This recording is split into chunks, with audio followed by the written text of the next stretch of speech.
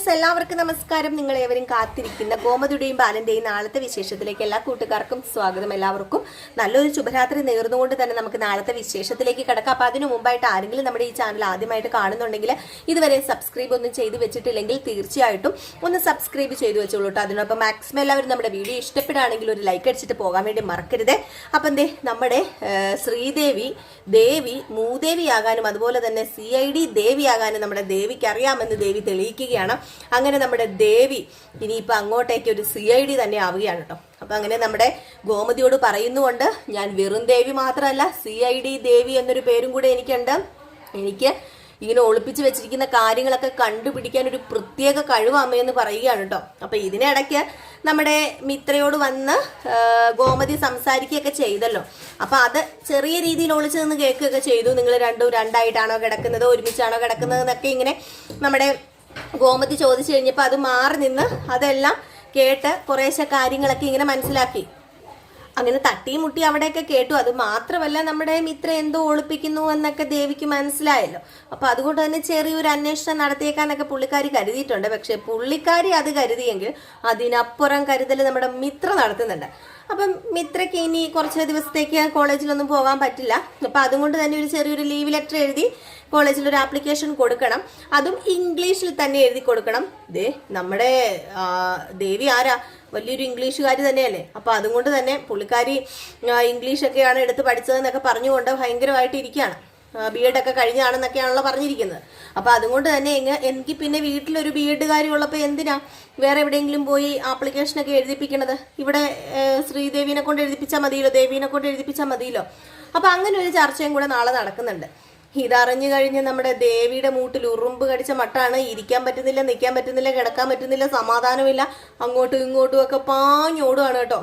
ഇനിയിപ്പൊ എന്ത് വേണമെന്നറിയില്ല. നമ്മുടെ ദേവി എന്ത് ചെയ്തു, നേരെ ദേവിയുടെ അമ്മേനെ വിളിക്കുകയാണ്. അമ്മയല്ലേ ഈ ഗുലുമാൽ ഉണ്ടാക്കി വെച്ചത്, ഇപ്പം ഞാൻ ഉടനെ തന്നെ ഒരു ലീവ് ലെറ്റർ, ഒരു ആപ്ലിക്കേഷൻ എഴുതണമെന്നാണ് പറയുന്നത്. എങ്ങനെയാണ് എഴുതുന്നത് പോലും എനിക്കറിയില്ല. ചൊവ്വേ നേരെ മലയാളത്തിൽ പോലും എനിക്ക് എഴുതാൻ അറിയത്തില്ല. പിന്നെ എങ്ങനെയാ അമ്മയെ ഞാൻ ഇംഗ്ലീഷിൽ എഴുതുന്നത്?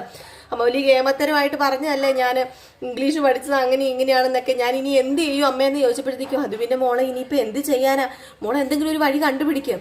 എന്ത് വഴി കണ്ടുപിടിക്കാനാ? എന്നോട് പേപ്പറും പേനയും തന്നിട്ട് എഴുതാൻ പറഞ്ഞ് എന്ത് ചെയ്യും? ഇപ്പം എഴുതാൻ പറഞ്ഞപ്പോൾ ഞാൻ കുറച്ച് കഴിഞ്ഞ് എഴുതി തരാമെന്ന് പറഞ്ഞ് എങ്ങനെയെങ്കിലുമൊക്കെ അങ്ങ് മാറി. പക്ഷെ ഇനി അത് നടക്കുന്നു തോന്നുന്നില്ല. ഇനി എന്നെ അവിടെ പിടിച്ച് ഇരുത്തി മിക്കവാറും എഴുതിക്കാനാ ചാൻസ് കൂടുതൽ. അങ്ങനെയാണെങ്കിൽ കള്ളത്തരമൊക്കെ പൊളിയും, അത് ഉറപ്പായ കാര്യം തന്നെയാണെന്ന് പറഞ്ഞപ്പോഴത്തേക്കും നമ്മുടെ ദേവിയുടെ അമ്മ പറഞ്ഞു, നീ ഒരു കാര്യം ചെയ്യുക, നീ തൽക്കാലം ആ ഒരു സമയത്ത് എവിടെയെങ്കിലും പോകുവോ എന്തെങ്കിലുമൊക്കെ ചെയ്യുക. അല്ലെങ്കിൽ നീ ഒരു കാര്യം ചെയ്യുക, നീ ആനന്ദിനെ വിളിച്ചിട്ട് എങ്ങോട്ടെങ്കിലും ട്രിപ്പ് പോ. അല്ല, ഹണിമൂൺ തന്നെ നിനക്ക് പോകത്തില്ലേ? നിന്നോട് എത്ര ദിവസമായി ഹണിമൂണിന് പോകാൻ പറയുന്നു, അതിന് നിനക്ക് പോകത്തില്ലേ? അത് പിന്നെ ആനന്ദേട്ടന് ലീവ് കിട്ടണ്ടേ അമ്മേ, ലീവ് കിട്ടിയാലല്ലേ പോകാൻ പറ്റത്തുള്ളൂ. ഇതെല്ലാം അമ്മയല്ലേ ഉണ്ടാക്കി വെച്ചത്. ഇനിയിപ്പോൾ എനിക്കറിയില്ല ഞാൻ എന്ത് ചെയ്യണമെന്ന്, ഞാൻ വല്ലാത്തൊരവസ്ഥയിൽ ഇവിടെ നിൽക്കുന്നത് എന്നൊക്കെ ഇങ്ങനെ പറയുകയാണ്. അങ്ങനെ നമ്മുടെ ദേവിക്ക് അറിയില്ല സത്യം പറഞ്ഞാൽ ദേവിക്ക് എന്ത് ചെയ്യണമെന്ന്. ആ ലീവ് ലെറ്റർ പോയിട്ട് നമ്മുടെ ദേവിക്ക് സത്യം പറഞ്ഞിട്ടുണ്ടെങ്കിൽ നമ്മുടെ മലയാള അക്ഷരങ്ങൾ ഓരോന്ന് തന്നെ എഴുതാൻ പറ്റുമോന്ന് അറിയില്ല. ആ ഒരു അവസ്ഥയാണല്ലോ നമ്മുടെ ദേവിയുടെ അവസ്ഥ എന്ന് പറഞ്ഞു കഴിഞ്ഞാൽ. അപ്പൊ ഇതിന്റെ കൂടെ തന്നെ നമ്മുടെ ദേവി മിത്രക്കിട്ട് പാരയും പണിയുന്നുണ്ട്. അതിന്റെ ഇടയിൽ കൂടെ മീനാക്ഷിക്കിട്ടും പാര പണിയുന്നുണ്ട്. മീനാക്ഷിക്കിട്ട് പണിയുന്ന പാര വേറൊന്നുമല്ല, നമ്മുടെ മീനാക്ഷിയുടെ കെട്ടിയവനും അവരുടെ വീട്ടിൽ പോകാൻ പറ്റില്ല. അപ്പൊ ആ ഒരു കാര്യം നമ്മുടെ ഗോമതിയോട് പറയുന്നത് നിങ്ങൾ കണ്ടായിരുന്നല്ലോ. എങ്ങനെയെങ്കിലും ഒക്കെ പറഞ്ഞ് കുത്തിത്തിരിപ്പുണ്ടാക്കണമെന്ന് ഉദ്ദേശത്തോടു കൂടി തന്നെയാണ് ദേവി അതൊക്കെ പറഞ്ഞത്. അപ്പൊ പിന്നെ ദേവീനെ വെറുതെ വിടുന്നത് ശരിയല്ലല്ലോ എന്ന് പറഞ്ഞുകൊണ്ട് തന്നെയാണ് നമ്മുടെ മിത്രയ്ക്ക് പിന്നെ അറിയത്തുമില്ല കേട്ടോ. മിത്രയൊക്കെ ഓർക്കുന്നത് പുള്ളിക്കാരിക്ക് നല്ല വിവരവും ബോധമുണ്ട്, വിദ്യാഭ്യാസം ഉണ്ടെന്നൊക്കെ ഒരു വിചാരമുണ്ട്. എങ്കിലും ഈ ഒരു അവിടെ ഇവിടെയും ചെന്ന് ഈ പറച്ചിലും എടുക്കലൊക്കെ കാരണം ചെറിയൊരു സംശയം ഇല്ലാതില്ല. ഒരു വിവരക്കേടാണല്ലോ നമ്മുടെ ദേവി എപ്പോഴും. അതുകൊണ്ട് ഇനിയിപ്പോൾ പഠിച്ചിട്ടുണ്ടോയെന്ന് തന്നെ സത്യത്തിൽ മിത്രയ്ക്കും ചെറിയൊരു സംശയവും കാര്യങ്ങളൊക്കെ ഉണ്ട്. അപ്പൊ ഇതിനിടയിൽ ആയിക്കോട്ടെ, നമ്മുടെ മീനാക്ഷി വന്നിട്ട് ലീവ് ലെറ്റർ എഴുതിക്കാം എന്നൊക്കെയാണ് പറയുന്നത്. അപ്പം പറഞ്ഞ് ഇംഗ്ലീഷിലല്ലേ ലീവ് ലെറ്റർ എഴുതുന്നത്. അപ്പം മീനാക്ഷി ചേച്ചി ഇംഗ്ലീഷ് വലിയ പിടിയൊന്നുമില്ലെന്ന് എന്നോട് പറഞ്ഞിട്ടുണ്ട്. അപ്പൊ പിന്നെ ദേവിയെടുത്ത് തന്നെ എഴുതുക. ദേവിയെടുത്തേക്കാണെങ്കിൽ ഇംഗ്ലീഷ് അറിയാമല്ലോ, ഇംഗ്ലീഷ് ലിറ്ററേച്ചർ എടുത്ത ഒരാൾക്ക് ഇംഗ്ലീഷ് അറിയാമല്ലോ. അപ്പൊ പിന്നെ ചേച്ചി തന്നെ എഴുതി തന്നാൽ മതി എന്ന് പറഞ്ഞ് വീണ്ടും ചാട്യം പിടിക്കുക തന്നെയാണ്. ഇതിനിടയിൽ നമ്മുടെ ആകാശം മരുന്ന് മേടിക്കാൻ വേണ്ടി പോയേക്കും. ആർക്ക്? നമ്മുടെ മീനാക്ഷിയുടെ അച്ഛന്. ഇതറിയുന്ന ബാലന്റെ കാര്യം പറയേണ്ടതില്ലല്ലോ പ്രത്യേകിച്ച്. ബാലനാണെങ്കിൽ ഇതറിഞ്ഞിട്ട് സമാധാനമില്ല. ബാലനാണെങ്കിൽ സമയത്ത് നമ്മുടെ ആകാശ കടയിൽ എത്തിയില്ല.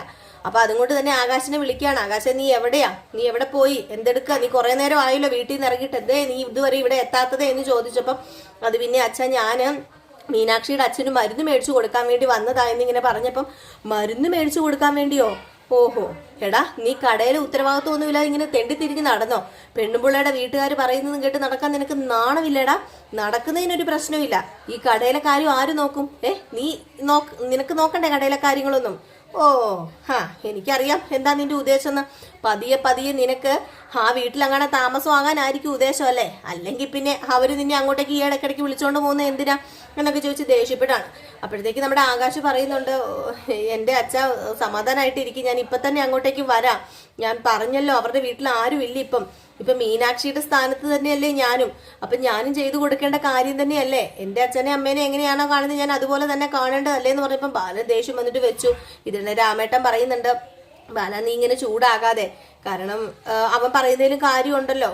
ഇപ്പം തൽക്കാലം ആ വീട്ടിൽ ഒരാളും കൂടെ അല്ലേ ആകാശോ? ഓ പിന്നെ എൻ്റെ മോനെ കഷ്ടപ്പെട്ട് വളർത്തിയത് ആ വീട്ടിലെ ആളാകാനൊന്നും അല്ല, അത്യാവശ്യത്തിന് പോകുകയും വരികയൊക്കെ ചെയ്യാം. ഇതിച്ചിരി ഓവറാ. ഈ ഓവർ കാര്യത്തില് എനിക്ക് ഇടപെടാനൊന്നും പറ്റത്തൊന്നുമില്ല. ആഹാ, അങ്ങനെയേ അവര് രണ്ടുപേരും കൂടെ ആ വീട്ടിൽ പോയി സുഖിക്കേണ്ട കാര്യമില്ലല്ലോ. 10 ദിവസം അവനവിടെ സുഖമായിരിക്കും. ഞാൻ പറയുന്നത് പോലെ എപ്പോഴും 10 ദിവസം കഴിയുമ്പോൾ പിന്നെ പട്ടിക്ക് തുല്യമായിരിക്കും അവന്റെ വില. അവനത് മനസ്സിലാക്കാൻ പോകുന്നതേ ഉള്ളൂ എന്നൊക്കെ പറഞ്ഞുകൊണ്ട് നമ്മുടെ ബാലൻ ഇങ്ങനെ പുറപുറത്ത് നടക്കുകയാണ്. ഇതേ സമയമാണെങ്കിൽ നമ്മുടെ ആകാശം മരുന്ന് മേടിക്കാൻ പോവുകയും അതിനിടയിൽ അത് മേടിക്കാൻ പോകുന്നു, ഇത് മേടിക്കാൻ പോകുന്നു. അറിയാലോ, ഒരു 100 കൂട്ടം കാര്യങ്ങളാണ്. അപ്പൊ ഇതൊക്കെ കഴിഞ്ഞ് സമയമെല്ലാം കഴിഞ്ഞ് കടയിലെത്തുമ്പോൾ ഒരു നേരമാകും. ഈ സമയമെല്ലാം നമ്മുടെ ബാലൻ ദേഷ്യപ്പെട്ടിരിക്കുക തന്നെയാണെന്ന് ആകാശിന് അറിയുകയും ചെയ്യാം. പക്ഷെ ആകാശത്തിന് ഇപ്പം എന്താ പറയാ, അങ്ങോട്ടും പോകാൻ പറ്റില്ല ഇങ്ങോട്ടും പോകാൻ പറ്റത്തില്ലാത്ത ഒരു അവസ്ഥയിലാണ് ആകാശം പോയിക്കൊണ്ടിരിക്കുന്നത്. ഇതേ സമയമാണെങ്കിൽ നമ്മുടെ മിത്രേനെ കാണാനായിട്ട് അവിടെ മിഥുൻ വെയിറ്റ് ചെയ്തിരിക്കുകയാണ് കേട്ടോ. അപ്പം മിത്ര വരുമെന്ന ഒരു പ്രതീക്ഷയുണ്ട്. ഇന്ന സ്ഥലത്ത് വരണം എന്നാണ് പറഞ്ഞിരിക്കുന്നത്. അതും റിപ്ലൈ കൊടുക്കുന്നതെല്ലാം നമ്മുടെ ആര്യൻ തന്നെയാണ്. അപ്പൊ ആര്യൻ ഫോൺ എടുത്തിട്ട് ഇങ്ങോട്ട് ചോദിക്കുന്നതിനെല്ലാം ചോറുണ്ടോ, അതുപോലെ തന്നെ കാപ്പി കുടിച്ചോ എന്നൊക്കെ ചോദിക്കുന്നതിനൊക്കെ നമ്മുടെ ആര്യനാണ് റിപ്ലൈ കൊടുക്കുന്നത്. ഇതൊരിക്കലും അറിയില്ല നമ്മുടെ മിഥുന്. അപ്പൊ മിഥുനാണെങ്കിൽ ഇന്ന സ്ഥലത്ത് വരാനൊക്കെ പറഞ്ഞിട്ടുണ്ട്. അപ്പൊ മിഥുൻ ഇങ്ങനെ പ്ലാൻ ചെയ്യുന്നതെല്ലാം ഇങ്ങനെ നടന്നുകൊണ്ടിരിക്കുകയാണല്ലോ. അപ്പം മിഥുനും കൂട്ടുകാരനും സംസാരിക്കുന്ന ഒരു സീനും കൂടെ കാണിക്കുന്നുണ്ട്. അങ്ങനെ മിഥുൻ പറയുന്നുണ്ട്, ഞാൻ വരച്ച വരയിൽ തന്നെ അവള് നിൽക്കും, നോക്കിക്കോ. ഞാൻ കാണിച്ചു കൊടുത്ത വഴി കൂടെ തന്നെയാണ് അവൾ വരാൻ പോകുന്നത്. ഇനി നോക്കിക്കോ എന്താ നടക്കാൻ പോകുന്നതെന്ന്. അല്ലെങ്കിലും അന്ന് അവളെ എനിക്ക് കിട്ടിയില്ല, ഇനി നോക്കിക്കോ. ഇനി ഞാൻ അവളെ വിട്ട് കളയില്ല. കാരണം ഞാൻ അവളെ അത്രമാത്രം ആഗ്രഹിച്ചതാണ്. അവളുടെ കുറെ സ്വർണ്ണമൊക്കെ എൻ്റെ കയ്യിൽ കിട്ടി, അത് ശരിയാണ്. പക്ഷെ കിട്ടേണ്ടതൊന്നും കിട്ടിയിട്ടില്ല. അതും കൂടെ ഞാൻ മുതലെടുത്തിട്ട് അവളെ ഞാൻ വിടത്തുള്ളൂ. അത് ഈ മിഥുൻ മനസ്സിൽ വിചാരിച്ചത് നടത്തിയിരിക്കുന്നൊക്കെ പറഞ്ഞ് മിഥുൻ ഇങ്ങനെ വെയിറ്റ് ചെയ്തിരിക്കുകയാണ് നമ്മുടെ മിത്ര വരുന്നത് നോക്കി. ഏതായാലും ഇതിനിടയിൽ നമ്മുടെ ശ്രീദേവി ആണെങ്കിൽ പകുതി കുറേശ്ശെ കാര്യങ്ങളൊക്കെ കണ്ടുപിടിക്കാൻ നടക്കുന്നുണ്ട് CID ദേവിയായിട്ട്. അപ്പൊ ഇതൊക്കെ ഉൾക്കൊള്ളിച്ചുകൊണ്ടൊരു വിശേഷമാണ് നമ്മൾ നാളെ കാണാൻ പോകുന്നത്. അപ്പൊ എല്ലാവരും മറക്കാതെ കാണുക. നാളെ രാവിലെ നമ്മൾ വിശേഷവുമായിട്ട് എത്തുന്നതായിരിക്കും. അതുപോലെ തന്നെ നമ്മുടെ രേവതിയുടെയും സച്ചിയുടെയും നെക്സ്റ്റ് വീക്ക് പ്രമോയും നമ്മുടെ പഴയ മെയിൻ ചാനലിൽ തന്നെ ഇട്ടിട്ടുണ്ട്. അപ്പോൾ അതൊക്കെ കാണാൻ ഉള്ളവർ കയറി കണ്ടു നോക്കാം കേട്ടോ. അപ്പം നമ്മൾ മെയിൻ ചാനലിൽ ഇട്ടിട്ടുണ്ട്. അപ്പം എല്ലാവരുടെയും സപ്പോർട്ടിന് ഒരുപാട് നന്ദിയുണ്ട്. വീണ്ടും ഈ സപ്പോർട്ട് ഉണ്ടാകുന്ന പ്രതീക്ഷയോടുകൂടി തന്നെ നിർത്തുകയാണ്. നെക്സ്റ്റ് വീഡിയോ ആയിട്ട് കാണാം. അതുവരെ എല്ലാവർക്കും ടാറ്റ ബൈ ബൈ. ഒരു ലൈക്ക് അടിച്ചിട്ട് പോകാൻ മറക്കരുതേ.